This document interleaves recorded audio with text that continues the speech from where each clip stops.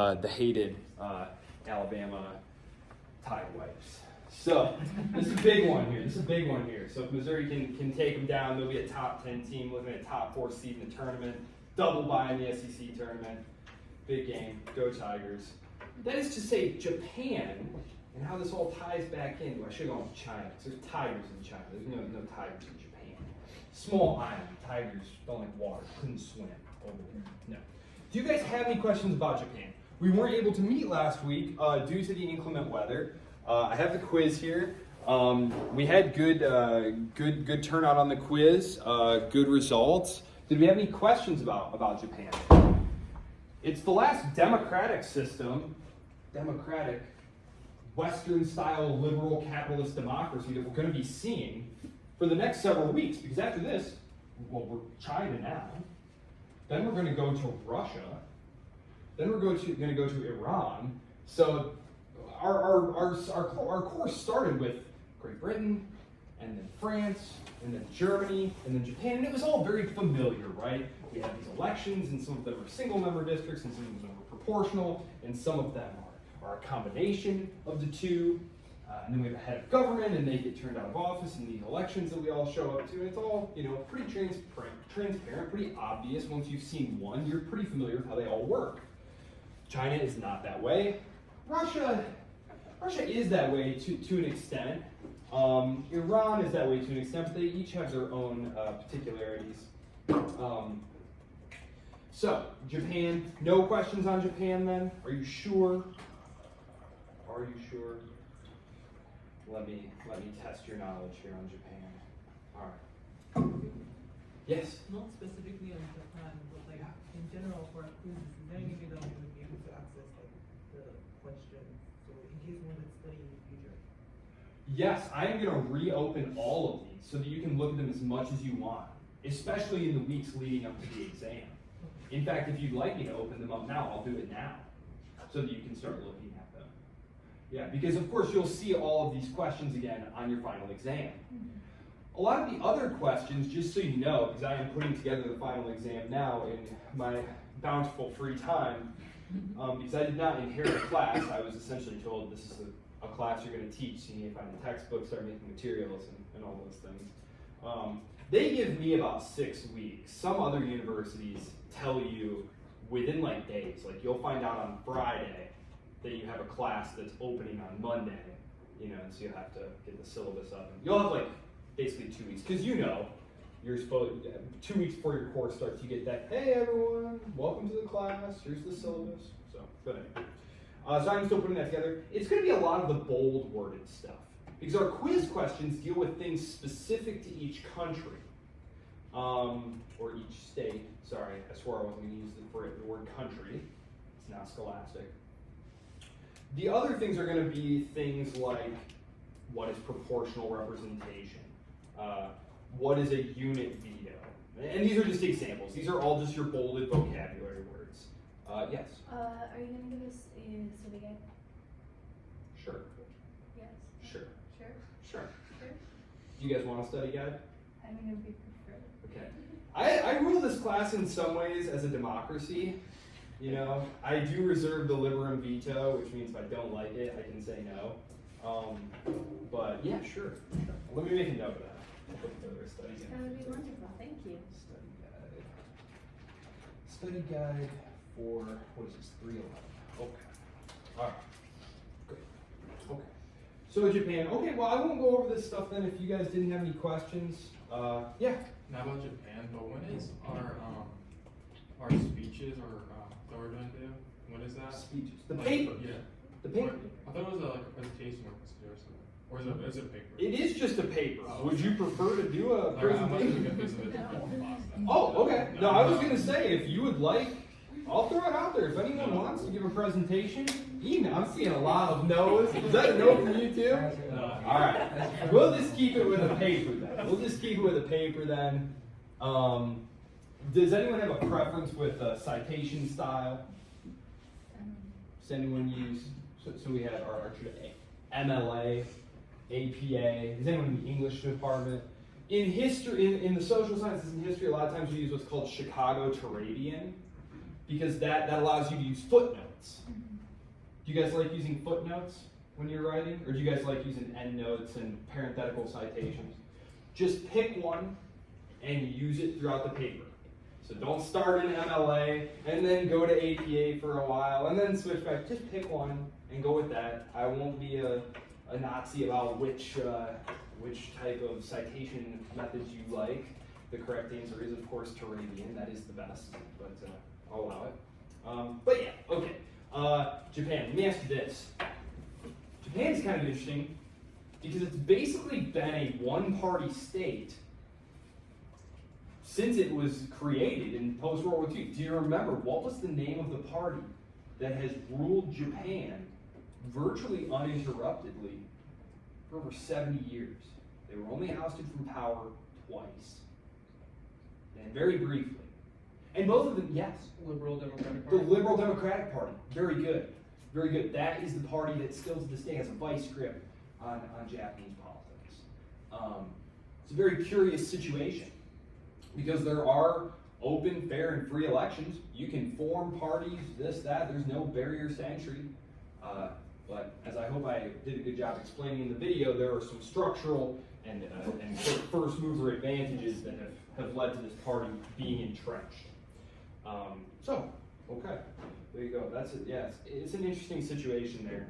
I don't know. Did I mention in the video? I completely forgot because I was trying, because I wasn't here with you. I couldn't get questions from you. I tried to move along with the book, but the fellow who they mentioned several times, Shinzo Abe. I forgot. Did I mention to you that he was assassinated? I did. Okay, yeah, because he was a very, very important, probably the most important Japanese political figure of your adult lives, and he was killed in this really bizarre assassination that you can actually watch on YouTube, because he was just giving a speech, and this kid is a teenager. I think he was in his early 20s, and it came out that he blamed Shinzo Abe for like convincing his mother to give their money to this religious group that he was affiliated with, and she did, and there are very tight gun control laws in Japan. He essentially soldered two pipes together and crammed some powder in there and put a projectile in there and it killed him. I remember I was watching the news that day, as I usually am, and it's just kind of crazy. But anyway, yeah, so there you go. Okay. Just what Japan needed, right? They're stagnating, they're directionless. You need your one visionary guy to get killed.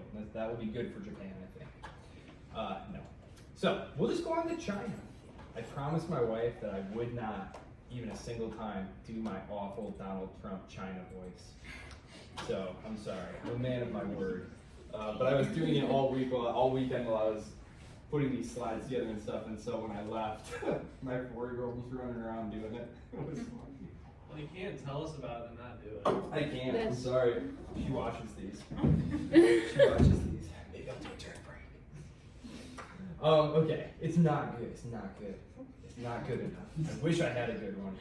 I was gonna start this class with I was hoping someone on YouTube had put together just a montage of all the different times Trump had said China. So I could be like, today class, we're talking about, and then hit the slide and it'd just be him going China and all these different. It would have been great, but no one. All the things people are making, and no one has made a video of that. I don't know what's going on, people. All right, chapter 6 or chapter 6, lecture 6, chapter 7. Because of course I jumped over Russia simply because I thought, because of all the tie-ins between Japan and China in the history section, in the background section, it made more sense to just hop over to China, and then actually Russia and China. There's actually a lot of overlap there between their history, and then we'll move to Russia there. So some famous scenes. I like to show you some interesting scenes here. Oh golly, I forget what this one's called. No. Obviously, it's the Great Wall, right?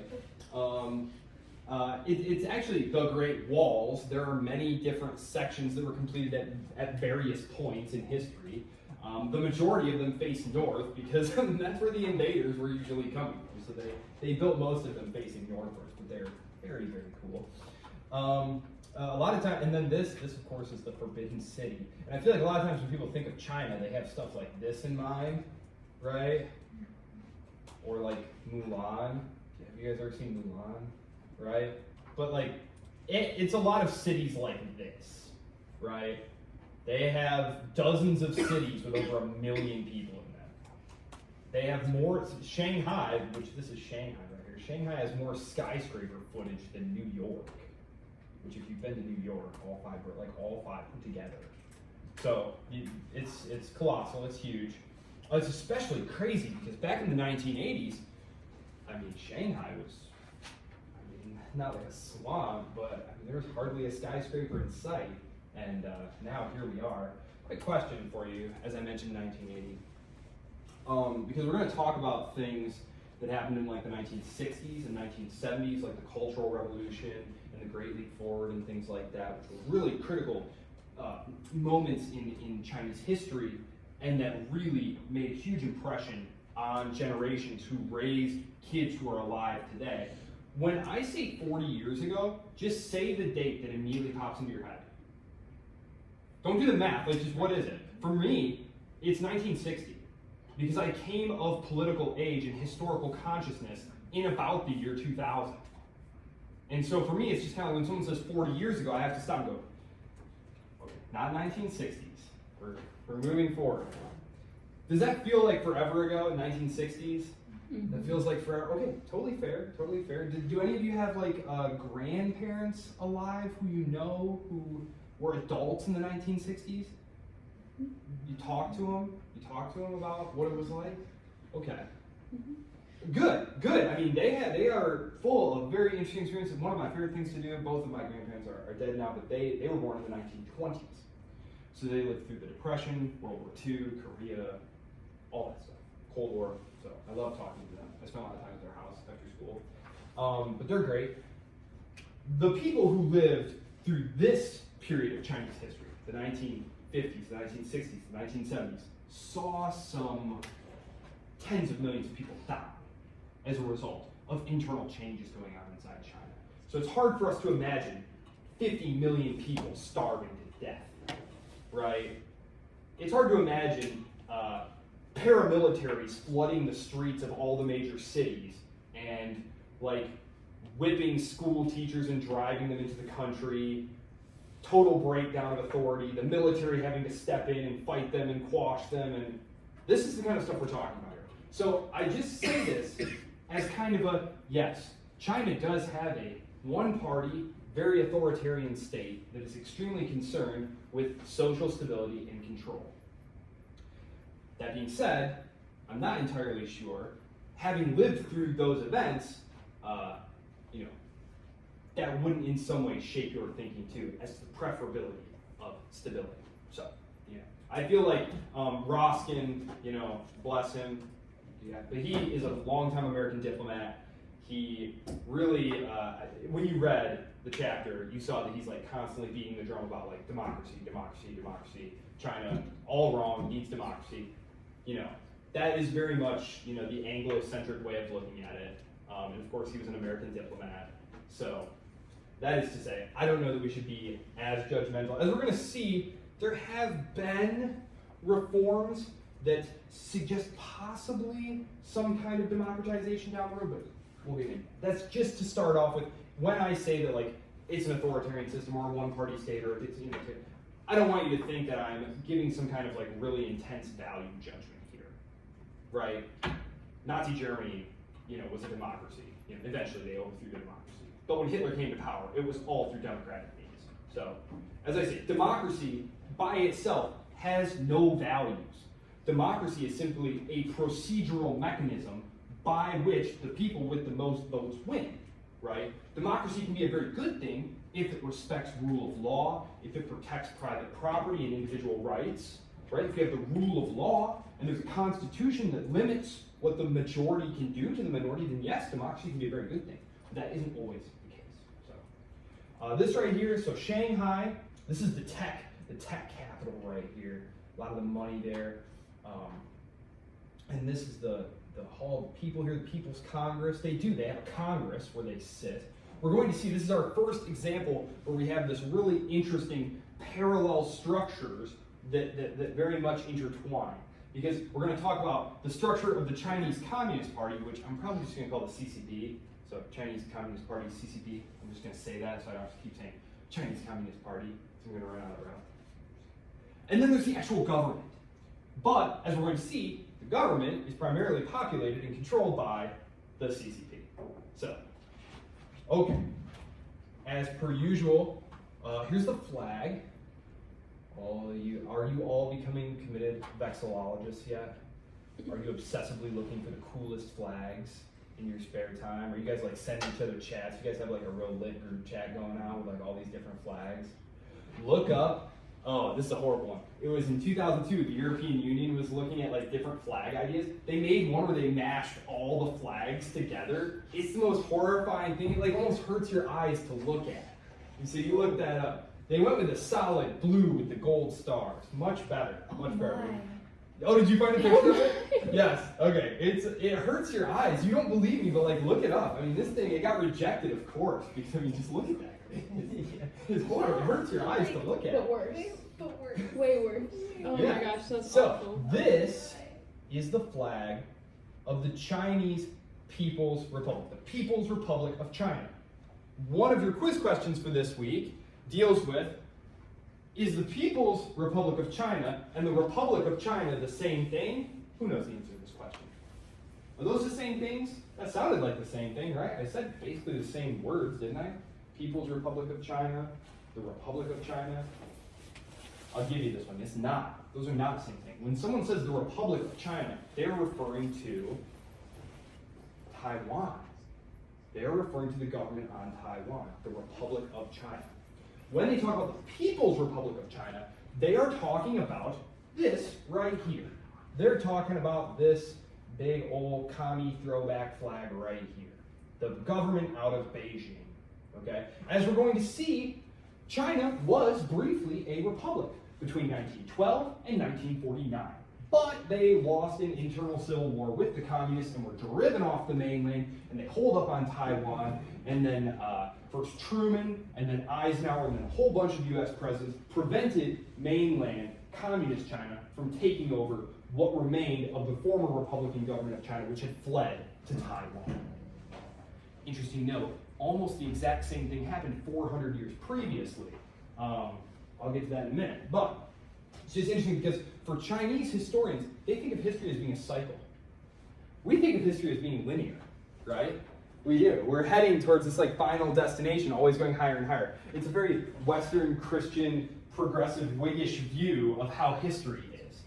For Chinese, it's much more cyclical. And we'll see that this is in part because they have been a very strong civilizational entity for 2,500 years. Some people say longer than that. I think the historiography on that is very debatable. But this is the flag. I will show you the Taiwan flag, just so you can see it. The March of the Volunteers. The March of the Volunteers. This was originally entitled the March of the Anti-Manchukuo Counter-Japan Volunteers. Okay, that's a mouthful. So as you can see, I trimmed it down. March of the Volunteers really rolls off the tongue now.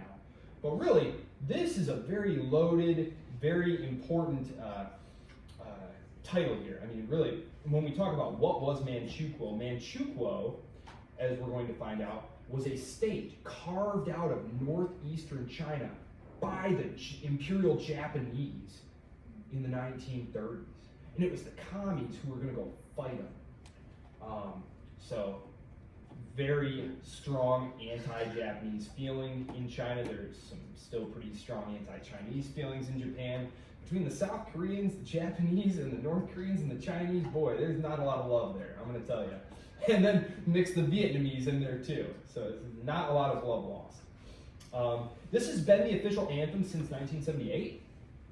Actually, it was the original anthem, but the guy who wrote the lyrics, Tian Han, who wrote them all the way back in 1934. And as you can see, much like some of the other anthems we've seen, it started out as a poem, and then it was set to music. Well, unfortunately for Tian Han, he was considered a counter-revolutionary. So he was a big-time supporter of the revolution, But then, during the Cultural Revolution, he gets caught up in one of Mao's purges, essentially. I'm just going to call it purge for now. We'll get into what it actually was. But he gets thrown in prison.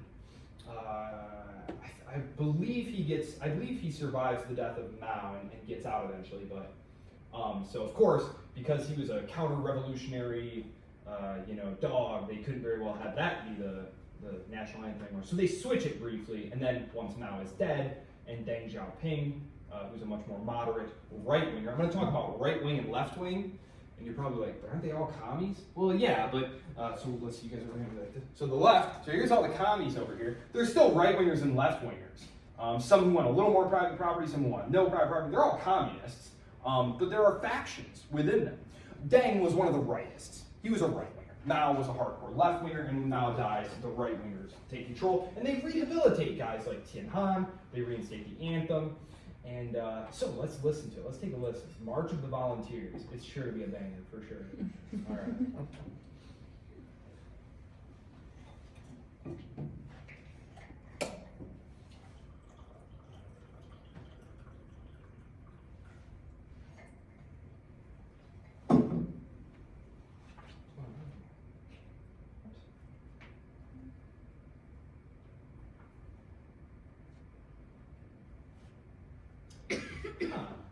We've listened to songs in here.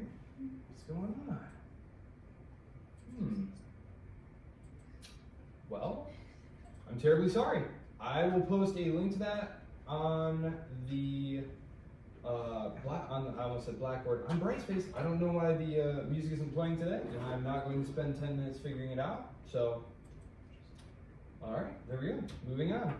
I will send it. I'm actually just gonna have tech support. Make sure that's working. Okay. Bummer. Oh well. Okay. China through the ages. For those of you who love to follow along in your textbook, we are starting on page 273, and we will be moving through pages just about 284. Okay, initially here. So, I'm going to move through this early stuff very quickly. Yes? Okay. Every time someone says something about China, my mom has this like conspiracy theory, and I want to know if it's true. So she thinks that there are a bunch of cities that the Chinese government has built that no one lives in like northern China. Is that actually a thing? Ghost cities are a real thing. Ghost cities are a real thing. I saw it on some Facebook thing. No, ghost cities are a real thing. There have been some documentaries about it. That's crazy. And well, it's less crazy once you know a little bit about China's economy. So you have these things in your book. I know you already read the chapter. SOEs. State-owned enterprises. Large parts of China's economy runs through these state-owned enterprises. These things do not exist to make money, they exist to make what? GDP or something? Do they like produce things? They do produce things, but their primary thing is jobs. They produce jobs. They keep people employed. If there's an economic downturn, who cares? The government will just funnel more money into it. None of them are concerned with running an actually profitable capitalist business. They live off of state subsidies. They live off of state money. And they produce a lot of things like cement, steel, So, iron. so you're telling Concrete. me that they just build cities because they need to give people jobs to make money? Partly. That's Partly. That is part of it. That is part of it. That's absolutely insane. Yep, that is part of it.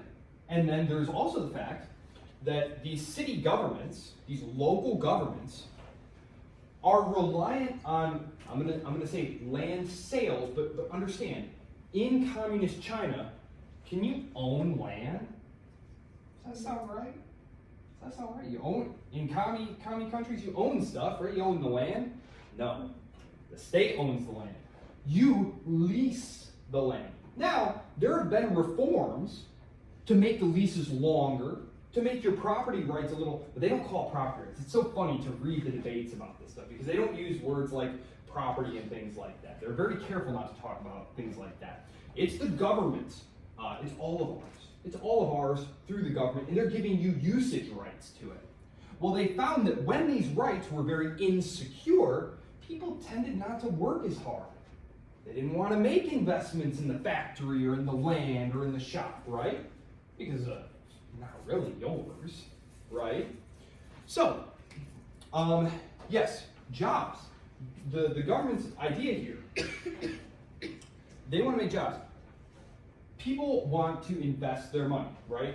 They want to invest their money. One of the things they invest them in is real estate. And so the local government is reliant on land sales for revenue. Okay? The central government says, hey, all the welfare benefits, all that stuff is called the hukou, the hukou system, which I believe is on page.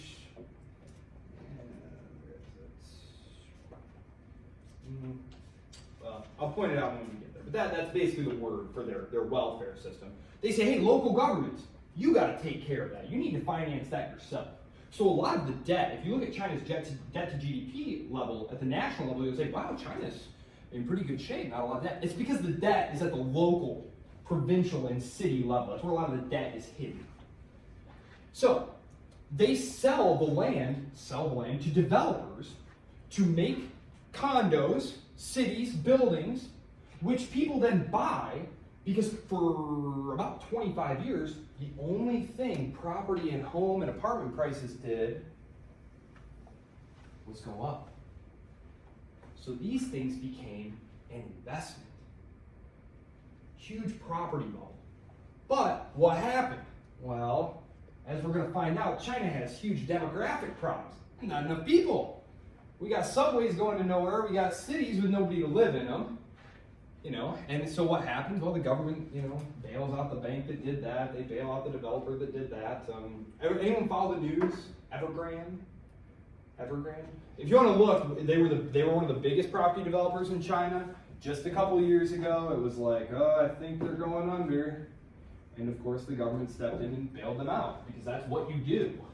That's what the government does. They're interested in stability. They're interested in making jobs. And these SOEs are extremely powerful, as we're going to see. They're not efficient, but they're major employers, and they're major points of graft and corruption. It's an easy way to fill your pockets with money.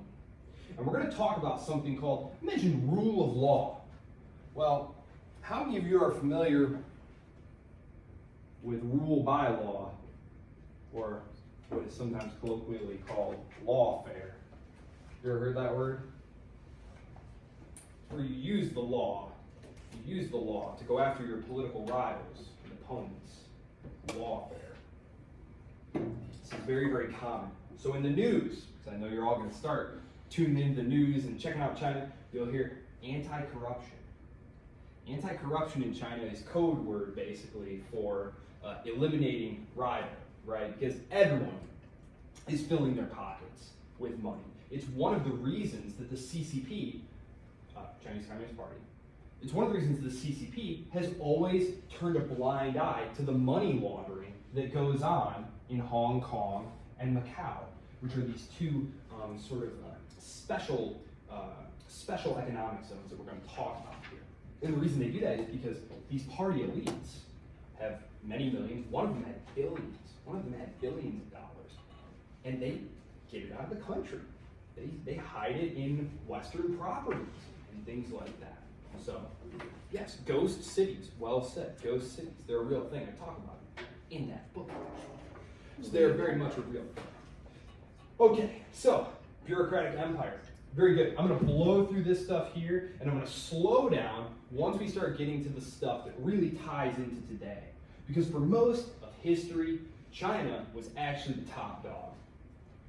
The most populous, the strongest, the best economy, creating all the inventions. They created gunpowder, the magnetic compass, paper, all that stuff. When the Europeans got that, they got it by virtue of it making its way across Asia from China. The same thing is true with algebra. I know you all love algebra, so you can thank, I think it's the Baghdad scholars who came up with that. That's why all the words are Arabic. But anyway, China through the ages. The initial civilization. When I talk about the Chinese, I'm primarily talking about one specific ethnic group. China has many, something like 80 different ethno-linguistic groups, meaning that there is an ethnicity and language that they speak that is separate. But 90% of the country, 90% country. 90% of the population of the Chinese state is Han Chinese. So yes, there are tons of other different ethnic groups. Some that you might have heard of from the news. Tibetans, Buddhist Tibetans, Uyghurs, the Muslim Uyghurs out in Xinjiang, yeah? Okay, but these guys account for like just a little bit of the population, right? 90% of it is the Han Chinese. So when I say the Chinese, I'm usually talking about the Han Chinese. And they originated, they believe, the scholars believe, right around here in the Yellow River Valley here, right? So ancient civilizations, they tended to spring up by rivers, and we talked about all the reasons for this in the very first time that we met in class. As you can see, through a combination of military conquest and strategic marriages and alliances, they gradually expand their holdings here, right? Over the course of 400 to 1,000 years here, they expand their holdings here. We have the Shu, and these two dynasties here, we don't really have a lot of solid historical evidence for, right? You think about it, this is 2,000 years before Jesus. We just don't have a lot of great source material for these. In fact, there is a very convincing, I think, school of Chinese historiographers who say that actually the Zhou dynasty basically invented these previous dynasties as a way to sort of create a tradition around which they could consolidate their rule. And the invention of tradition, there's a book called The Invention of Tradition, and it's talking about 19th century European nationalism, where you have these states. That's why I love the 19th century nationalist movements in Italy and Germany, is because people were getting together and saying very openly in books and pamphlets that you can still read today, so what is it to be a German? Well, maybe it's this and maybe it's that, and which parts of our history should we put together to make a tradition? That same sort of thing was going on here. This kind of national myth-making was going on. Well, we have the Warring States period here. The Warring States period. China is massive. Its topography is also very challenging. To the south, well, we have lots of very dense jungles. Who's seen like a Vietnam film? Okay, picture Vietnam. That's the south of China there. Very, very dense, miasmic jungle. Up here, though, we have tremendous barren deserts and plains. And then out here, we have terrible mountains. You know, just, it's very, very difficult stuff. It's very rugged terrain. It's very difficult because also it's huge, right? It's very difficult for a central authority to hold on to this area, especially given the period that we're talking about here, which is really, this is pre-Roman Empire here. So, the Han Dynasty. This is the sort of the first dynasty that really consolidates the area that will be quote-unquote China through the ages. As you can see, as we move through these various ages, this is the core territory here, right? This is the core territory of the Chinese state. One note on what he says in the book here, I don't think I'm going to ask you about this, but, or actually, I think I do ask you it on the quiz, but I don't ask you anything specific about the year. He is mistaken here. The Han Dynasty did not institute the sort of the scholar official exams. This happens during these two periods here. This happens during these two periods here because these previous periods, it was very, very feudal. It was like a feudal monarchy. And remember how feudal monarchy worked? Were the feudal monarchs, were the feudal kings of Europe very strong? Was the emperor of Japan a very strong dude? He talks about Japan having a feudal system. No, he's terribly weak, right? Terribly weak. In China, you had the same thing. You have your emperor in the middle here, but then you have these outlying barons or lords or provincial military leaders and governors who you're really relying on to do what you want them to do. And you might be related to one, this guy might be your uncle, this one might have married your daughter. It's all very patriarchal in the sense that it was a patrilineal system that used family. Well, once the Warring States period is over and the Han Dynasty takes over, as you can see, they rule for 400 years, they start instituting this system of rule by scholar officials, bureaucrats basically. Mandarins, people whose only loyalty and only power base is the emperor. They have no individual base of power. They were sent by the emperor to rule this area, or to watch over the people governing this area, right? So this is one of the things that's going to really help the Chinese state solidify and become strong, is they become a centralized bureaucratic empire very, very early. Very early. I mean, we're talking here, gosh, what's Europe? Europe is still in the throes of the Roman Empire, which is starting to disintegrate here. But this is very important, that China has been this kind of very strongly bureaucratic, centralized state for 2,000 years. For 2,000 years. They left the feudal period 800 years before Europe really even entered it. So, the Song Dynasty, the Ming Dynasty. This dynasty right here, this Ming Dynasty, this is the last ethnically Han Chinese dynasty to rule China, just so you know.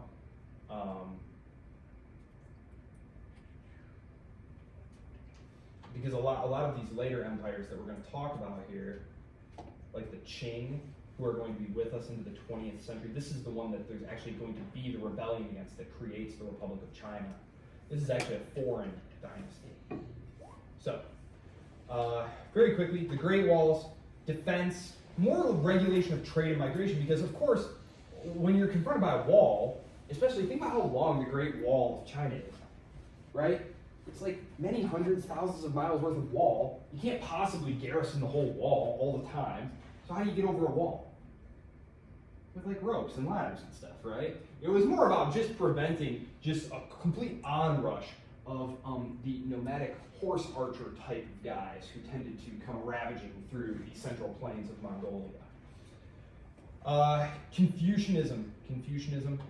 This is a Confucius right here. It's this guy. They talk about Confucianism. Confucianism, a lot of times people talk about it like it's a religion. I think it's better probably to think of it as more of a philosophy. Philosophies that emphasize right thinking and the power of the individual to control himself and his environment by virtue of willpower. And this is something that Mao Zedong, have you guys heard of Mao? The communist leader of China in the 50s, 60s, and 70s. Well, we're going to get to him. He was a big believer that the human mind could basically do anything. That it was just a matter of willpower to change your environment. And it was going to have disastrous consequences. But this was a very Confucian idea. Sinicization. This is very important. China, several people like Lucien Pai, who was a great sinologist for many years at MIT, he said it's better to think of China as being a civilization rather than a state, meaning that it's a language and a bureaucratic way of doing things. Because, I'm just going to zoom ahead here for a second, you have these invaders come in from the north, these nomadic horse archer people, right? And they sweep into the city, they kill the emperor, and now what are they going to do? They're going to loot the place, right? But they realize, wow, wouldn't it just be better if we just sat here in the imperial palace and all this great tribute from all these great rich lands just kept flowing into us via tax dollars? That would be great. So the bureaucracy, this great imperial bureaucracy that stitched all this together, essentially, they just said, hey, you guys have high positions in society, wealth, prestige, position, just work for us now. And so these invaders who would come in would essentially be absorbed into the Chinese Han Confucian civilization. It's very similar to what happened to the Normans in Europe, right? You have those Scandinavian Viking dudes who come and land on the coast, and they'd be like, you guys look like you could use some protection, and they'd marry into the local nobility, adopt their language and religion, and now you've got the kings of France, right? And now you've got the kings of Sicily and southern Italy, right? That's where most of the first Crusaders came from.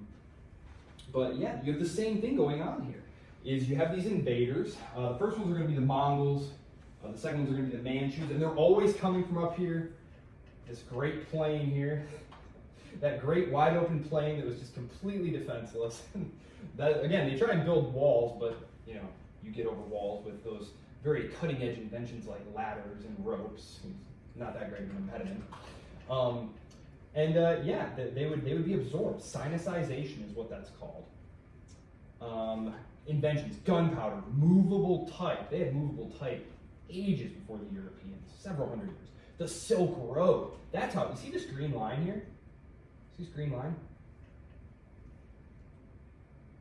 That is the Silk Road. That was how all of this stuff via caravan route made its way to the Mediterranean. And actually, there was trade going on between like ancient Rome and Han China. We have records of, I don't know if you're going to be able to see it very well, but you see right here, the Gulf of Aden. Well, the Roman Empire had access to this, and they sailed ships through the Indian Ocean to the Chinese court. It wasn't like very often and stuff, but they did have contact. Again, it's easier to move things over water than over land. Things are very, very expensive over land. The Silk Road, this was very, very important. This is how most of the inventions that Europe eventually used to conquer much of the world came to Europe. Few of them were indigenous to Europe, very few. In fact, some of the few things that Europe did invent, like the kind of ships that they needed for deep water sailing, were things that were prompted in part by this Silk Road being cut off. The Art of War. The Art of War is maybe a book that you've seen in bookstores. The Art of War. Yeah, there you go. Very famous piece of Chinese culture. The Ming Dynasty. The Ming Dynasty, the last ethnically Han Chinese dynasty here. Here it is. Very interesting. For most of its 2,500 year history, China was very concerned with being a land power, which is pretty understandable. Look how many rival states are around it. To this day, China, how many neighbors does America have? United States. Two. And they're not problematic, right? They exist at our leisure, if you will, right? China, that was not the case. China's got a whole bunch of neighbors, and it's a tough neighborhood. So China had to invest most of its resources in defending its territory, right? But there was a brief period when their threat environment, as we would call it, was pretty low. It was fine. They went on these incredible deep water sailing expeditions all over the Indian Ocean. I don't think I included a picture of it. No, I didn't, darn it. Basically, there's like a replica of the ships that they sailed, Zhenghe, the ships that he sailed and the ones that Columbus sailed. And you can pull up a picture. Zhenghe, that's how you spell the name right there. Yeah, Zhenghe. You can look up the model of like what they think his treasure ships looked like versus Columbus's. And it's like, this thing's like 10 times bigger. It's absolutely wild. It's one of those interesting contingent moments of history because they're doing all this deep water exploration here. When are they doing it? Look at this, the mid 15th century. When is Columbus going to start sailing? Come on, you get it. 1492. Look at this. The Chinese basically stopped in the 1420s and 1430s. Even though they had the technology to start going off and exploring like the Pacific Ocean or sailing around the Horn of Africa. What if the Chinese had wound up, discovering the Americas first? Stumbling upon, finding these continents. It's just one of those really interesting contingent moments of history.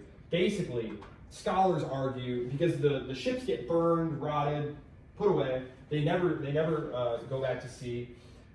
Scholars speculate that basically what happened was there was and I think this is probably very strongly supported by what happened later, like pretty soon after, that basically you have limited resources, right?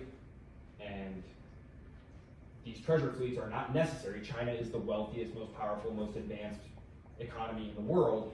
They weren't really bringing back anything vital, but they needed to shift these resources, stop spending all this money on ships, stop sending all these men out to sea, and start reinforcing their northern frontier, because they are going to be invaded again by the Manchus and conquered. So, fiscal problems, peasant revolts, those are all taking place. And the Manchus come in, they sweep in, and they conquer China. It takes a very long time. It takes about 70 years. And you see the island right here? It used to be called Formosa, but this is Taiwan. I'm just going to call it Taiwan. A lot of times you'll hear it called Formosa. We call it Taiwan today. This is Taiwan. Basically, very funny, the last ethnically Han Chinese dynasty, the Ming, were driven off the mainland in a slow fighting retreat in the face of these Manchus who were invading from the north, and they hold up on Taiwan. And it took several decades, but eventually the Manchus conquered Taiwan. So it's just very interesting because we have the exact same thing that's going to happen in the late 1940s. The Republic of China government slowly forced off the mainland. They hold up on Taiwan, and of course that's the big talk today, right? Is mainland China going to try and invade and conquer Taiwan? So this actually is the period when these provinces here in Central Asia are formally incorporated into the empire. These had been areas where China exerted a lot of power and influence. This is like Xinjiang province. This is the one today where the Uyghurs live, the Turkic Muslim Uyghurs, the ones who, do you guys know anything about that? You guys hear anything about that in the news? Okay, well, basically, they're a different ethno-linguistic and religious group, and they live way out here, far, far away from the actual population centers. Most of China's population lives in these coastal areas here. As you move inland, the population gets much less dense. Essentially, they were allowed a lot of territorial autonomy. This is an autonomous territory of the Chinese People's Republic out here, okay? And they were allowed to, for example, keep having a bunch of kids. You guys have heard of China's one-child policy. They were not bound by that.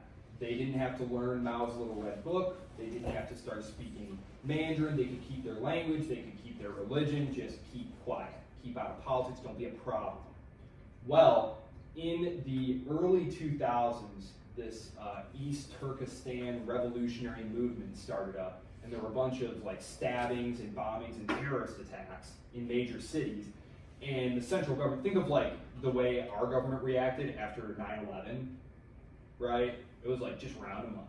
That was actually, today is the anniversary of one of the most gross violations of civil liberties in American history. Who here's an FDR fan? Don't be shy. It's okay. Who here likes FDR?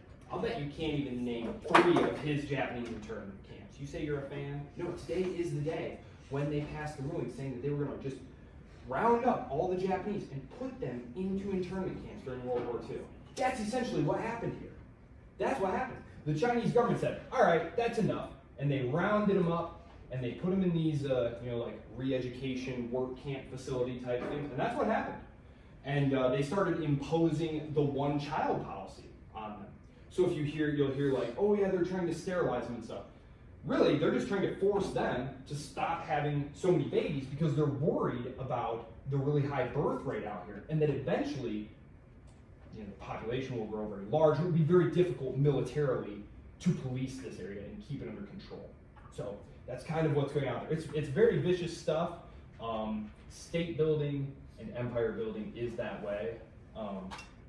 It's like when you say violence is not the answer. And then you check the history books and you're like, oh no, it was always the answer.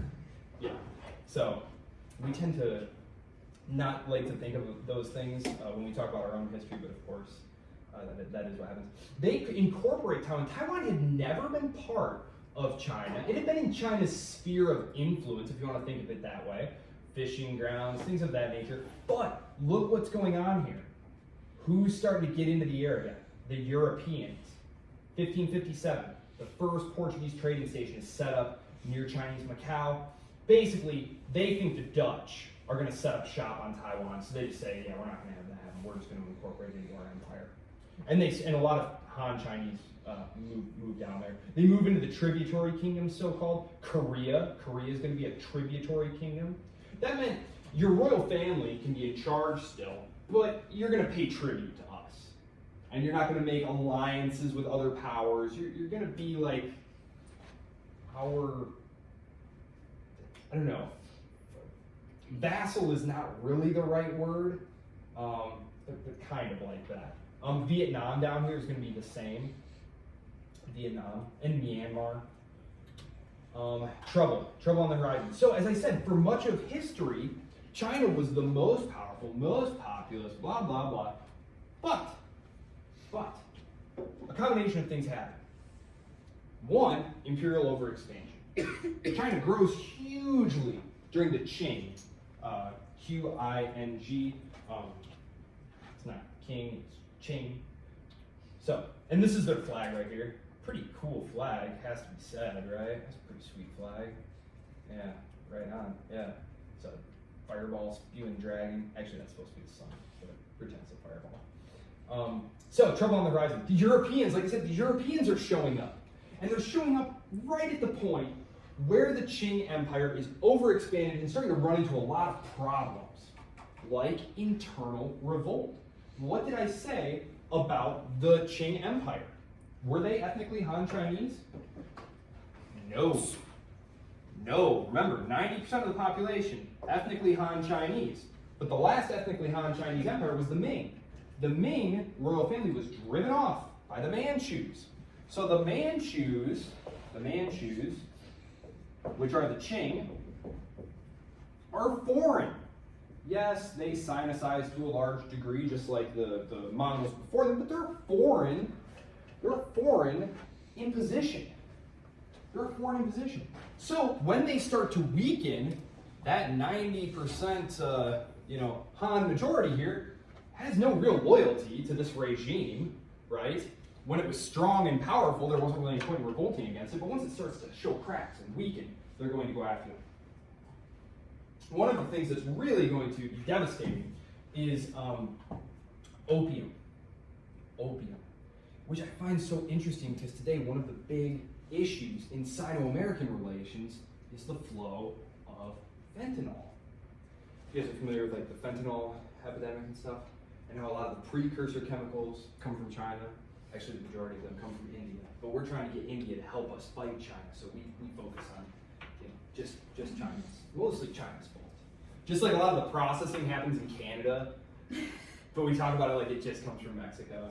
Frame these things correctly to get the population to do what you need them to do. It's all about framing. Yes, Britain. It's really the East India Company. They're producing opium, and it's a hot seller because it's addictive, obviously, right? And so they're smuggling this stuff into China. It causes you to be a useless addict, right? You lay around and smoke opium all day, and you don't work and don't take care of business, So the Chinese government tries to ban it.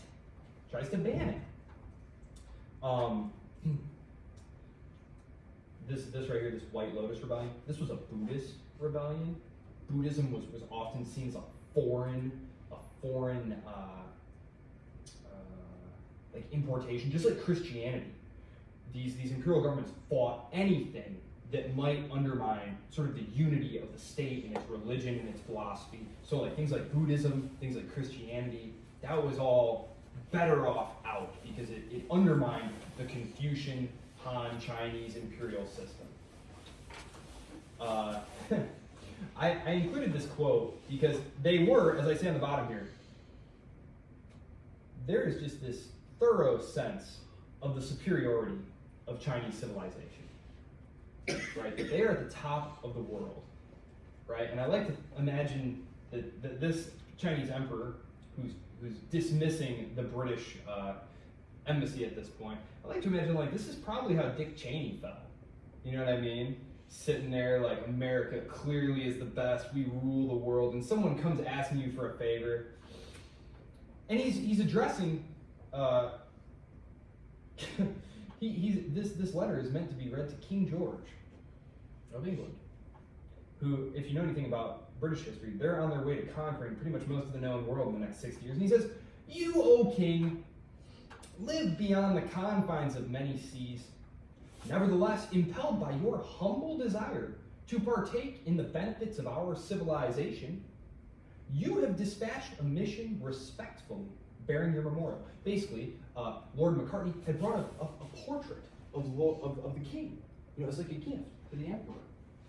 And he says, "Although our celestial empire possesses all things in prolific abundance and lacks no product within its own borders, there was no need to import manufacturers from outside barbarians in exchange for our own produce.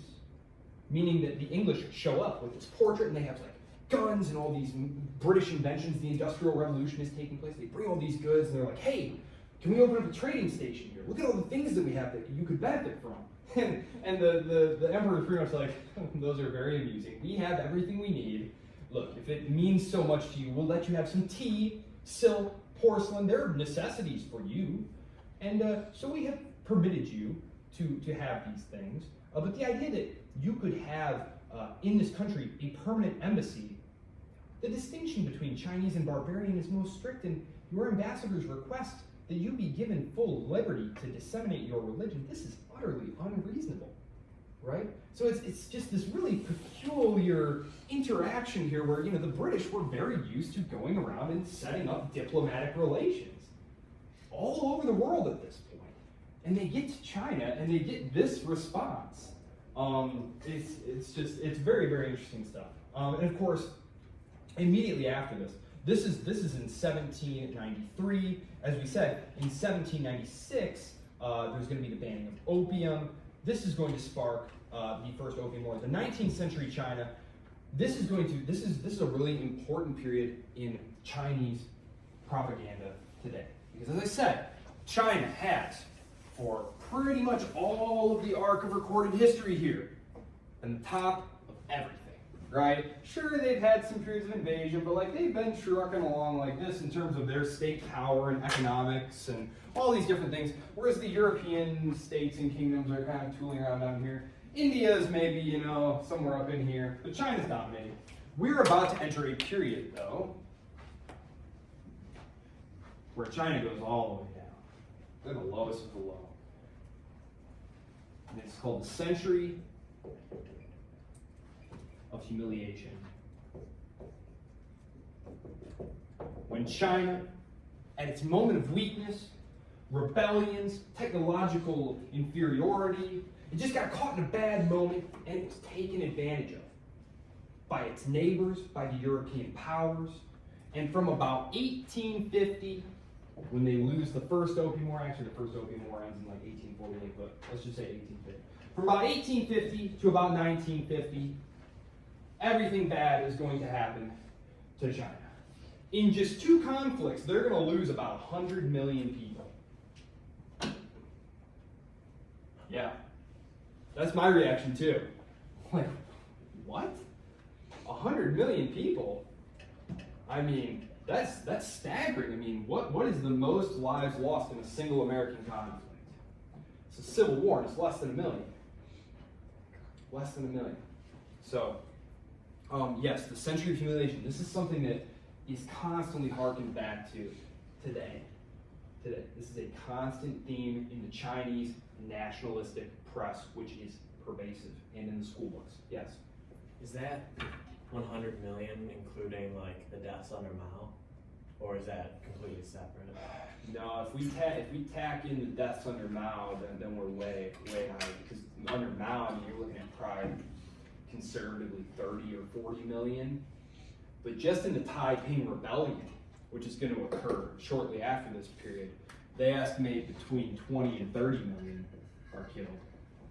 And we haven't even gotten into their wars with Japan, and their civil wars, and the Russian war, and all these different things. I mean, it's really horrifying, especially when you've been the center of all civilization. When he's talking there about the barbarians, China was the center of the world. Now, as Westerners, we tend to think of Europe and America is kind of the center of the world, and everything just kind of originates around there. And if you're familiar with Greeks, what did the Greeks, those classical Greeks, what did they call people who weren't Greeks? What did they call them? Called them barbarians, right? These were people who didn't have your culture and civilization. They were, clearly lower down on the civilizational rung. That's how China viewed everyone. The Chinese imperial system viewed your proximity to China as kind of like your degree of civilization. So you have the Koreans and the Vietnamese who, thanks to the beneficent influence of Chinese civilization, are pretty civilized, but the Europeans, they're barbarians of the lowest degree. I mean, they're as far from China as it's possible to be. And so allowing them to be there and share, and that was him being very beneficent, blessing them. But That was not to remain. The Chinese Empire peaks in the late 18th century, that is the late 17th century. So right as the United States is coming into existence, this is the peak of Qing power. At that point, it's the world's largest and wealthiest state on earth. It's beset by a combination of vast population growth. Population growth, that's a good thing, right? Well, not if you don't have the advances in agriculture and industry to sustain a population like that. Otherwise, you just have a lot of unemployed, starving people, which is bad. Economic problems, corruption, rebellions, and foreign intrusions. Economic problems, those are self-familiar. Corruption, you have this large bureaucracy. The emperor makes a command. How is he to know, though, that you're dutifully carrying it out?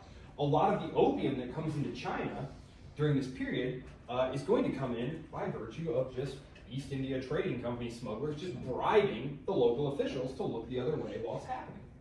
Rebellions, I talked about the White Lotus Rebellion, there's going to be the Taiping Rebellion, and then foreign intrusions. We're going to see all the Europeans start carving out spheres of influence.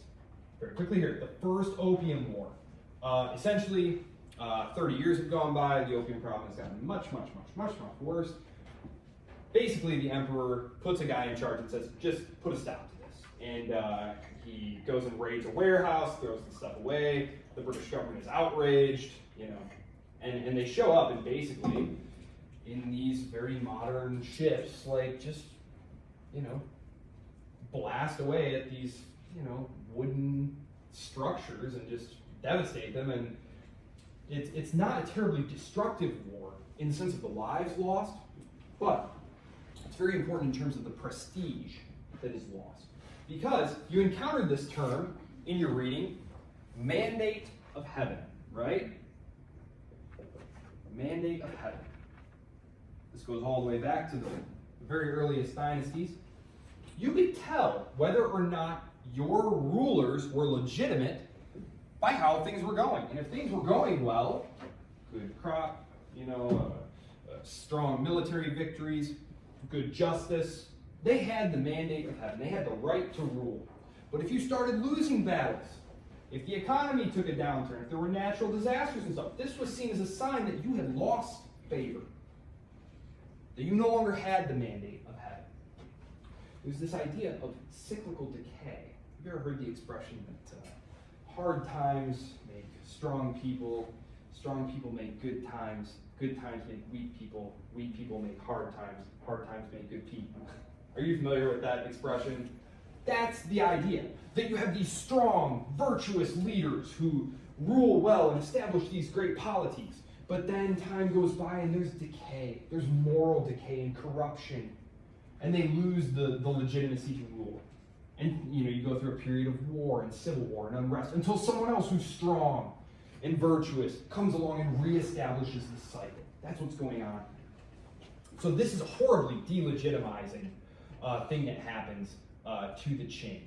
The Western powers basically impose these treaties on the Qing. They open China up to foreign trade. They get treaty ports. They get extraterritoriality, missionary access. So the Chinese, who had been trying to keep the Christians out, now there's going to be missionaries in there. And actually, the Taiping, he actually, the leader of the Taiping Rebellion, believed that he was the brother of Jesus. He had spent time in a Christian missionary school, and he had come to be a convert, and he came to believe that he was in fact the brother of Jesus. And it was very all these rebellions. Look at all of these rebellions. The war's end, the Second Opium War. Look at all these rebellions that they suffer here, and attempted coups. This is not a great period to be alive. I'm not even going to go into all these. You can just take my word for it. If your country, if your state has this number of rebellions in 50 years and this number of attempted coups, this is not a good time to be in that state. It's not. All of these things are imposed on extraterritoriality. I'll just say something about that. It essentially meant that you no longer had jurisdiction over people. That meant if I was a British subject and I showed up in China and I got into a brawl with someone and killed them, the Chinese authorities could not arrest me or try me. They had to go to the British authorities and say, hey, so-and-so there got into a fight and killed a guy. And then the British authorities would arrest me, and they would try me in a British court. This is hugely insulting, right? You don't even have sovereignty over your own territory. And this is, again, something that the current Chinese leaders talk about, sovereignty. Why is Taiwan such a big issue? Because it's about our sovereignty. You're interfering in internal Chinese affairs. And that's why I'm harping on this stuff, because it is something that is harped on to this day. The Century of Humiliation, right here. I'll leave this up for a minute. Right here, this is where the White Lotus Rebellion takes place. But then, 30 years later, these are all zones of influence that are being carved out by the Japanese, the French, the Russians are taking huge swaths of territory. This is as low as China is going to get, you think, right? No, it's actually going to get even worse. Because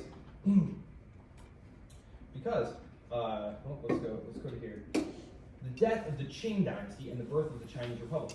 So, the final one of these attempted coups, which is right here in 1898, results in the Boxer Uprising. The powers come in, including the Americans.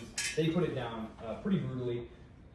It's kind of the final straw. You had this, remember, with the Meiji Restoration, you had Japan, right? It's kind of an interesting parallel. You had two societies who were suddenly confronted right at the same time by these Western powers, who had gunpowder weapons, telegraphs, railroads, just kind of awesome power here. And what happened? Did Japan get preyed upon? No. It started preying upon others, right? Why didn't the same thing happen in China? China's bigger, it's stronger, right? So the thinking would go. Well, the answer is they weren't able to break through the bureaucratic inertia that had built up over millennia of rule. Remember, in Japan, you essentially had a cabal get together and say, okay, we're just going to revolutionize and modernize the country. And that was it. It was the leaders, remember, it was the old feudal lords, essentially, who did this. In this case, though, you have an emperor who gets in there and says, guys, we got to modernize. We got to tear apart this old bureaucratic structure that we have, and we need to modernize. And everyone was like, no. No. He actually gets cooed out of power after 100 days of trying this. By his own mother, actually. Because these are powerful networks of patronage, wealth, and influence that you're messing with here. Right? You're saying, no, we can't have all of these. We got to have new things, different kinds of businesses. We got to tear up all this old stuff. Well, guess what? Very powerful people benefit from the way things are now. And that's exactly what happens. And so really, China's inability to modernize itself, and it's not because there weren't people, intellectuals and rulers, who could see what needed to be done. It's that they were not able to defeat basically the Chinese bureaucratic state and system that had grown up in the army and in the imperial bureaucracy. So, eventually, it's just going to teeter and crumble in a revolution, 1911, 1912. This was initially the Chinese flag that they came up with. This one's better. This one's pretty cool. I don't know, for me. Again, I like looking at different flags. But this is the flag that they use on Taiwan today. This was the flag of the Republic of China that they settled on. So, key figures. Key figures in 20th century China. We have Sun Yat-sen. He's the first president of the Republic of China. Right here. He's part of this revolutionary movement. He was a doctor. He had lived in the United States. He was actually, I believe he was in Colorado. Like on a trip through Colorado when he heard that, like, oh my gosh, the revolution is on. I gotta get back there. And they do. They very easily topple the government, but it's a very uneasy power sharing agreement because Sun Yat-sen, there are no political parties yet. He's a very famous individual revolutionary figure, but he has no military power. He has no power base on which from which to rule. So he has to essentially make deals with the generals, and he's quickly sidelined. And you get what's called the warring states. Not the warring states period. I'm sorry, that's an earlier period. You get what's called the warlord era. Essentially, as China begins to fragment, I'm actually going to pull up another map of China. Better one. I guess I'll use this one. Okay, so China, so the emperor, done, right? New revolutionary government comes in. But where is their legitimacy coming from? Think about it. You're the military governor out here in Sichuan, right? This really powerful, wealthy state. You've got tons of troops, tons of money, and all of a sudden, some dude you've never even heard of up here says, I'm actually in power now. We took out the emperor. I'm in charge now. Okay, right? If you say so, bud. You have this period of competing powers. There is no single unifying power. You have some military rulers who replace Sun Yat-sen, who try to impose centralized control, but they're really very, very unable to do so. Sorry, let me go back here. One of them is Chiang Kai-shek. And Chiang Kai-shek actually is an interesting one because he is a military man who also takes over the party called the KMT, the Kuomintang or Kuomintang, depending on how which anglicization of Chinese you use. I'll probably just call it the KMT. He essentially is able to fuse military and political power together, and he goes around and conquers much of he basically goes around and knocks off the warlords one at a time, and reunifies much of the country. And he does so with the help of the Chinese Communist Party, which wasn't yet under control of Mao Zedong. This is Mao Zedong, but he is he is eventually the most famous. He is the paramount leader by the early 1930s. He's very prominent by the late 1920s. So we'll just put him in here. Basically, these two are working together. The communists and what I'm going to call the Republicans. Okay, they're both ardent nationalists. Mao, for example, was famously not versed in Marxism really at all. But they're both using Chinese nationalism, the idea that we are throwing off the foreign yoke, we're reunifying the country, and we're going to make China great again. That's what both these guys are about. And they're working together to do this, the communists and the nationalists. However, right as this project is getting done, because they feel like the warlords are ruling China badly, they're keeping China divided and weak. Once they've eliminated the warlords, Chiang Kai-shek turns on the communists and massacres them by the thousands. Basically, it's a pretty intense move. Mao and Zhou Enlai, two of the leading communists, barely escape Shanghai. I mean, like thousands of dudes just get wiped out in a couple of days. And they go on what's called the Long March. They basically escape to the north here, where they can hide out. And this is well, I won't get into Marxist theorizing. I will a little bit. Okay, so basically, Marx believed, just like Lenin before him, that the class that would cause the revolution and usher in communism was the industrial proletariat. Meaning, you need to get into the cities, to the oppressed working classes there, and foment their class consciousness to reject their capitalist exploiters. But they get driven out of the city. They're in Shanghai. That's where they are when Chiang Kai-shek gets suspicious and decides, I better just get rid of these guys now while I can. They flee into the countryside. And Mao develops this idea, which Roskin talks about, the idea of the mass line. The idea that actually it's the peasants who are revolutionary. That we need to rely on the peasantry as our revolutionary force, not the urban dwelling industrial working class. So Maoism then and Marxism, they do not mesh there. So you'll oftentimes hear it talked about like Maoist, Marxist. They fundamentally do not agree on that issue. So just a note on that. We're almost there. Perfect. Now it'll take us right to 8 o'clock.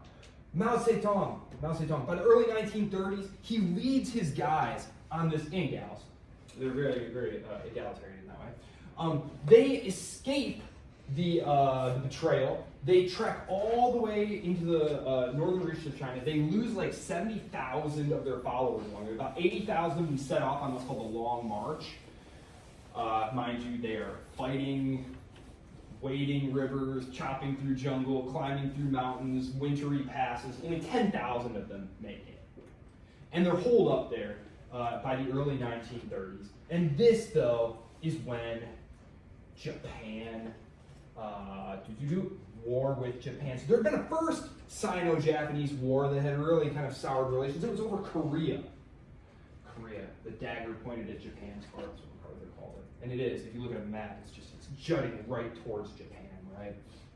Well, the Japanese decide, we're gonna go ahead and just make Korea our deal now, instead of yours. And in the 1890s, they fight a very quick war. Japan crushes China. Well, that's the first war. This right here, this is in the 20s, what I'm talking about, the warlord era, the first united front. This is when the commies and the nationalists together defeat all the warlords. And then the Canton coup and the Shanghai massacre, this is when the KMT turns on the commies. Then you have China being unified under the KMT. During this period, Mao and his guerrillas are really just hanging out in the northern part of China there, theorizing and gaining followers and things like that. They're fighting a civil war because, of course, they're on Chinese territory and they claim to be like a legitimate government of China, so obviously the KMT is trying to kill them. But there's a war with Japan. In 1931, I won't get into this too much. I think I mentioned it in the Japan, I mentioned it in the Japan lecture. Why did Japan start trying to conquer China in 1931? Well, the Great Depression, what happens in response to the Great Depression? The tariff walls go up, right? All of a sudden, Japan is cut off from the rest of the world economy. Japan is an island. It doesn't have stuff. It needs stuff. Where can you get stuff? The getting place. Well, where does Britain's getting place? India. So they cast around and they say, well, China's big and got a lot of stuff. We'll just take China. China will be our India. And so that's what happens there. They basically, in 1931, the army, which is totally out of control at that point, fabricates an incident, blows up a railroad, blames the locals, invades, sets up Manchukuo, a puppet state, and they start fighting. And the second Sino-Japanese War will last throughout the late 1930s, all the way to the end of the war.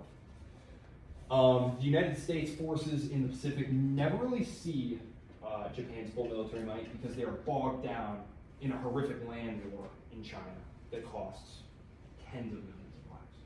Yes? I might be confused, but wasn't that Japanese army like one of the most brutal armies? Oh, yeah. I to this day, it causes problems in their internal relations because I mentioned this in the Japan lecture. They kind of just play it off like, yeah, you know, there were atrocities, things happened. But when you read about the rape of Nanking, it's like, that's brutal by anyone's standards. Like, that's a high level of brutality. And of course they had that infamous unit that conducted human experiments on Chinese captives. I'm not even going to go into that, you can look that up yourselves.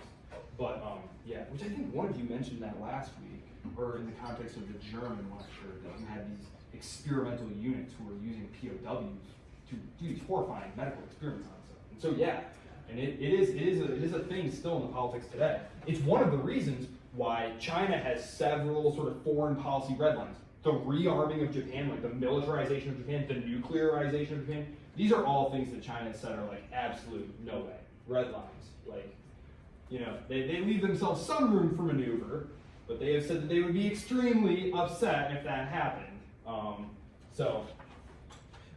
Second War with Japan. This is the one. This is the war. It lasts for about 8 years. It produces a united front again. You have the united front. So remember, you have the first united front, which was against the warlords, where the nationalists and the commies fight the warlords. The second united front was the commies and the nationalists fighting the KMT. But, and there's a very good book, I think I mentioned it, Stillwell in China, Barb Tuchman, the book. You can read about it. Fighting Joe Stillwell, the American military attaché, was in China during this period, advising them, and toward the end of the book, he's starting to get very, kind of grumpy, kind of cynical, but he's saying, they just aren't going out and fighting. Everyone's just hoarding weapons, waiting for America to defeat Japan, and get them to so they can restart their civil war. They're all hoarding their men and their weapons, they're getting ready to go at it again. And of course, the instant the war ends, Marshall, the American Secretary of State, is sent over there, and he says, guys, listen, you know, you both done great. Let's just make a united front government. And they're both like, nah, I hate that guy. And yeah, it's the Marshall mission to China fails miserably. Very quickly, though, when the war resumes, it's clear that the CCP is going to win. is going to win very quickly. The KMT is corrupt, inefficient, and just not very popular. Not very popular with the peasantry, which is the overwhelming majority of China. China is not industrialized at this point. You have a few coastal areas that are industrialized. Victory by the CCP, 1949. The KMT retreat to Taiwan. A couple of things that I'll just mention here, because when we come back from break, we're going to go on break in 5 minutes. When we come back from break, we're going to talk about how China's government is set up, because in 1949, we now finally have the People's Republic of China. We had various imperial dynasties, from the Song to the Ming to the Qing, and then we had the nominal republic with the warlord period. Well, now we have the People's Republic of China, 1949. Just for reference, like the Korean War is going on in here. The first and second Taiwan Straits crises occur during this period. What should I say about that? Okay, so it wasn't initially clear that China and the United States were going to be Cold War adversaries. Okay, you had a lot of people in the State Department, the US State Department, old China hands, especially under the Truman administration, who said, look, communist China might actually be something we can use against the Soviet Union, because we're pretty sure by 1949 that we're going to have a Cold War with the Soviets, which I mentioned in the context of the Germany lecture. But it's not clear yet that the United States, which has always looked out, they liked China. They wanted to have good relations with China. They fought Japan in part over access to China and what Japan was doing in China. So it wasn't clear that the anti-commie China hawks, Chi-coms, Chinese communists, that those hawks were going to win out, but they do. And it's because, in part, that this all gets tied up into domestic US politics here. Because the big question is, who lost China? Who lost China? Type it in, who lost China? It was a huge, huge controversy. The United States had been aiding the Republicans, had been giving them money and arms and advice, and now they lose. Who messed up? Who dropped the ball? Who lost China to the commies? They have hearings. McCarthyism, are you familiar with McCarthyism? That all gets tied into this, and they purged the State Department of China experts because they screwed up so bad. If you're interested, you can read Dean Acheson. Dean Acheson is Secretary of State under Truman, second Secretary of State under Truman. He wrote a white paper defending American actions, saying that, well, the KMT were hopelessly corrupt, and the military initiative was with the commies, and we can still use them, and they'll be useful to us against the Soviets. But that didn't happen.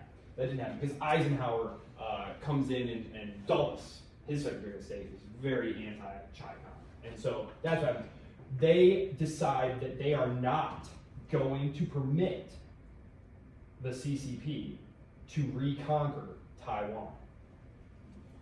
That is what the first and second Taiwan Straits crises are about. This gets tied in with the Korean War. That is why Taiwan is an issue today. Because in this apogee of Cold War paranoia and fear, they decided we're not going to let the Republic of China on Taiwan be conquered by the mainland. The first and second Taiwan Straits crisis, basically, there was, especially the first crisis. The second one is a little bit more complicated, but the first one was basically, it looked like they were going to try and cross the strait and attack, and Truman and then Eisenhower both, it was actually Eisenhower this time, puts the US military in between them in the Taiwan Strait. And this is during a period when America is at its literal peak of relative naval supremacy. You just couldn't touch it. And so that's what happens, and that's how that conflict got frozen here.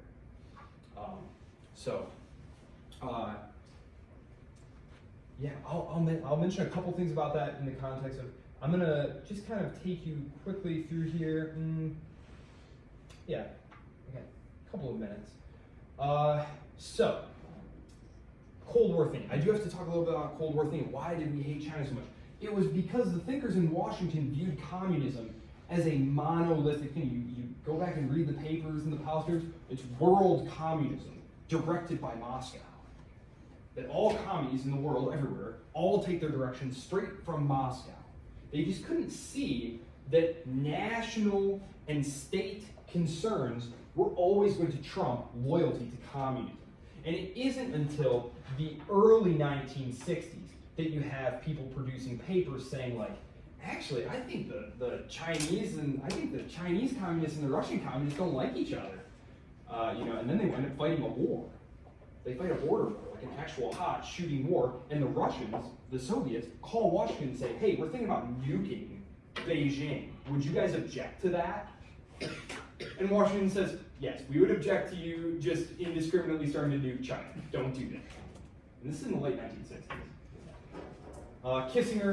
Kissinger's secret visit to China. This is in the early 1970s. And the goal here is to exploit this Sino-Soviet split and to use the Chinese against the Russians to kind of hem them in, right? Because you can picture on the map here, sorry. Yeah, here's Russia, right? And here's China, and over here is Eastern Europe. And so you've got them now in like a pincer. So, that's what happens there. Nixon's visit to China. They normalized relations. Nixon, in 1972. There were no diplomatic relations between the People's Republic of China and Washington. Washington officially recognized the Republic of China on Taiwan, the ROC, as the government of China. So think about it. There's a little island off the coast of giant China, CCP, right? And they're saying, we recognize this as the legitimate government of China. And I'm not joking, up until the 1980s, the late 1980s, the official policy of the Republic of China was that they weren't just the government on Taiwan. They were actually the government of all China. And until the late 1960s, early 1970s, Chiang Kai-shek kept trying to get Washington to help him reinvade the mainland. So it is much more complicated than what we generally get from television today. It is one of the reasons, actually, that Mao became so committed to destroying Taiwan, is because Chiang Kai-shek was like, no, actually, we're the legitimate government of China, and with American help, we're going to reconquer this place and kill you all. So you can understand how that might make a fellow a little bit paranoid. So, but Nixon normalizes, he starts the process of normalizing relations. He is impeached. Actually, he resigns to avoid being impeached during Watergate. So that kind of throws American politics into a little bit of a crazy period there. The only president from Michigan, Gerald Ford, gets to step in there. But, so China gets kicked to the back burner. But once Jimmy Carter's in there, things move along. They recognize the CCP. So it's with Jimmy Carter there. So it was bipartisan. It was Nixon Carter who did this. Nixon and Carter. They transfer recognition from the Republic of China to Beijing, to the CCP. Okay? They give China most favored nation status. They start bringing China into the global economy, into Western institutions. Of course, the Cold War ends. Very quickly here, 1911 to 1949. General, if often limited, support for the Republic of China by the United States. Then 1949, 1972, generally adversarial relations with the new People's Republic of China. 72 to 82, rapprochement with the People's Republic of China to isolate the Soviet Union. This is when we recognize them and change diplomatic recognition. 1982 to 1991, Deng Xiaoping, the People's Republic of China, pursues increasing privatization and integration into the global economy. As I said, there are rightists and there are leftists. Here, I'll come back to that. I'll come back to that in just a second. Yeah, Deng Xiaoping. Remember I said there were rightists and leftists in the communists? Okay, this guy right here was one of the rightists, and he was like, communal property, state ownership. We need privatization. We need people to have an incentive to work and make things, right? This is something that you see repeatedly through history. You'd have, some monarch in Hungary or something raise taxes a bunch, and what happens? The peasants just quit growing stuff. Why? The government's just going to come take it all anyway. They literally just quit producing stuff. This is something that's been known for a long time. And he's actually trying this during the 1960s, and he gets basically placed under house arrest during the Cultural Revolution for trying to do that. Relations since 1991, I'll talk a little bit more about this toward the end of the lecture, but relations since 1991 have been difficult. The loss of a common enemy. Didn't have the Soviet Union anymore, who they both hated and feared.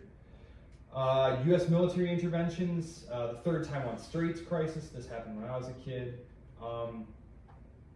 These all just kind of soured China this incident right here, the third Taiwan Straits crisis, is generally accepted to have been what prompted China to start taking its new industrial and economic power and shifting it into modernizing and growing its military. Because the United States basically humiliated them. I won't go into all the details of that particular crisis. I can post some articles about it if you like. I've written about it extensively. But it was a very not awesome moment, because the idea with recognizing the CCP in Beijing was, okay, eventually we're going to have less and less to do with Taiwan, and here's Beijing basically wagging the finger at Taiwan, and Bill Clinton just brings the US Navy over there like, oh yeah, or else what? And Beijing had to back down. And like, this was just horribly humiliating, right? And we talked about that loss of prestige, right? You don't want to delegitimize your regime by looking weak, even if you are a one-party state. China is admitted to the WTO in 2001. This is called the China shock. The China shock. U.S. manufacturing jobs decrease by several million in the few years after that. And it's complicated. There are a lot of different reasons that happened, but one of them was definitely China joining the WTO. China became the second largest economy in 2010. In terms of purchasing power parity, which he talks about in your book here, purchasing power parity is an interesting concept. And he talks about it right here on 318. So you might have heard, well, they're bigger than the United States in terms of GDP adjusted for purchasing power parity. What they're talking about here is how much can your money buy you? Because, okay, GDP per capita in the United States is 10 times what it is in China. But how far does that money go in China? What kind of life can it buy you? What can you get an iPhone for? What can you get a Big Mac for? Etc. And adjusted for purchasing power parity, it's quite likely that it is as large, if not larger. In 2011, the United States announced what was called the pivot to Asia. This was a refocusing. Who watched J.D. Vance's speech the other day? Did anyone watch that? That was an important speech. That was an important speech. That will be referenced in history books, I have no doubt. Because he was telling the Europeans, you are on your own. We're done with you. Take care of yourselves. We're refocusing our efforts on Asia. This was something that was begun in 2011, but the United States had a lot of different irons in the fire at that time. We were still messing around in the Middle East, messing around in Eastern Europe. China, meanwhile, there were a lot of people watching China saying, China is getting really powerful, we need to shift our resources over there. But Trump really was the first leading U.S. political figure to change his language about China.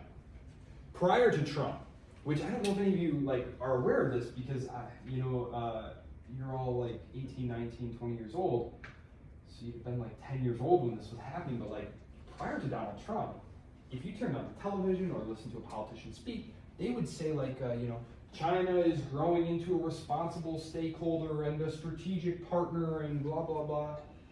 Trump came on the scene and was like, China's taking advantage of us. They've always been taking advantage of us. Our leaders are too weak. They won't tell you, but I know. They've always been taking advantage of us. If I'm in power, we're going to stand up to China. We're going to fight with China about things. And it changed things. It really did. There were always those within the U.S. State Department, people within the U.S. military who felt that way. And you can read little policy memoranda, like defense planning guidances and things like that said China is an increasing threat to American domination of the Eastern, or of the Western Pacific. But for someone to just come out and make it part of the normal discourse, that was a huge change. Let's see. People's Republic of China, 1949 to present. These were the major eras that have taken place since the modern period. The Ming, the Qing, this was the Han, these were the Manchus. These were the Republicans with the warlord period and the KMT. The KMT, who were the Sun Yat-sen and Chiang Kai-shek's party, they are still one of the parties on Taiwan. If you look at Taiwanese election results, you'll see the KMT on there. They were actually the leading party on Taiwan for many, many, many years until the Democratic People's Party became ascendant. Let's see. Rulers under the CCP. I promise I will give you a break, I swear. Mao Zedong, 1949-1976. He was a hardcore leftist, okay? Then the rightist faction took power. So under Mao, you had things like collectivized agricultural, communes, all these different things. He wanted each village, basically, to have its own ironworks. I mean, just ludicrous ideas. He really believed that with enough willpower, which this is like a very commie socialist idea, that like human beings don't have an innate nature, that you can just mold them into whatever they are. They're blank slates. With enough willpower, you can do anything. Well, all these projects fail and delegitimize him. And when he dies, Deng Xiaoping and the rightists take control. And they're the ones who set China on the course to being rich and being prosperous. And the leader whose name you should probably know, other than Mao, and other than Deng Xiaoping, because Mao, he's the revolutionary leader. He's the one who, quote unquote, taught China to stand up. That China had been beaten down by all these other powers. But it was Mao who had fought off the Japanese and fought off the imperialists, and he had raised China up. And then there's Deng, who taught China how to grow rich. Because he taught them that you need private property and integration in Western capital markets, and you need to open up areas of investment for Western firms. These are these special economic zones, the SEZs. These were little zones where they said, foreign corporations, come on in and invest. What? This is an outrage to, orthodoxy. Mao would never have allowed such a thing. But this is what helps make China rich. They used cheap labor, because China had tons and tons of cheap labor, and they used Western capital and technological know-how. That's what they did. That's how China got rich. Now China's starting to have a lot of its own industry and inventions and things like that, which we'll talk about. So that's a big change. China's not just the place where cheap stuff gets made anymore. How many of you look at where your stuff is made? Do you go to Walmart? You guys go to Walmart? Okay, do you ever pick up, see where stuff's made? A lot of times, it used to be when I was a kid, it was like China, everything's made in China. What's China? That's a place where stuff's made, obviously. Now you look and it's like Vietnam, weird, India, Philippines. China is still there, of course, but there's a lot of other low cost, low labor cost places that make that stuff. China has moved up the value chain. China makes bigger, more complex things now. Xi Jinping, the current leader. And he is actually interesting because all these other guys followed like a George Washington type precedent. They did 2 terms, they picked a successor, set him up on the path, and that was it. Xi Jinping is in his 3rd term. There's no sign of a successor in sight. Xi Jinping has assiduously rooted out and destroyed everyone who might have been a successor. So, Xi Jinping is very different. As you'll see, I will talk about him further. His father was a communist revolutionary. He's a princeling, so he comes from good, solid, revolutionary credentialed stock. But he's one of those guys who, when he was a kid, during the Cultural Revolution in the 1960s, he got sent down into the countryside where he had to work on a farm and live in a cave, and his sister hung herself. He watched his father get basically abused and mistreated and stuff. So it's just very, very wild stuff that he lived through. Well, okay, so I will give you guys a break.